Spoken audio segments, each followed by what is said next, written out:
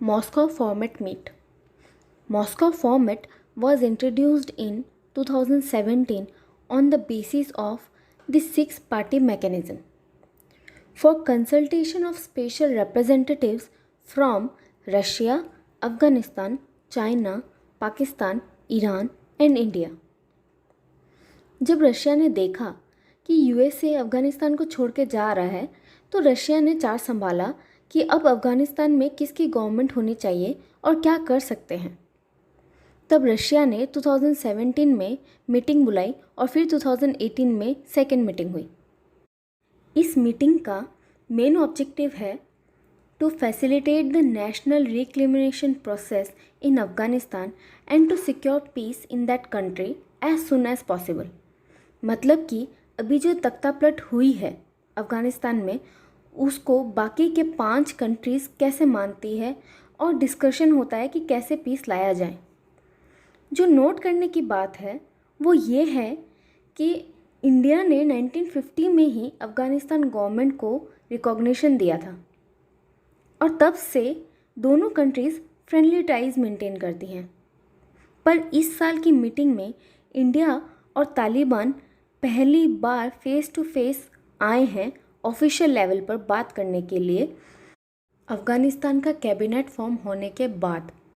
इस बार की मीटिंग में 10 कंट्रीज़ एक साथ आई including Russia, China, Pakistan, Iran et cetera, और इन सभी में बायलैटरल टॉक्स हुई तालिबान के साथ। पर अभी तक इंडिया ने अपना साइड नहीं बताया है कि वो तालिबान की गवर्नमेंट को रिकॉग्नाइज करता है कि नहीं। For now India seems to be staying with its policy of offering and helping while playing the game of wait on terms of diplomatic and strategic fronts.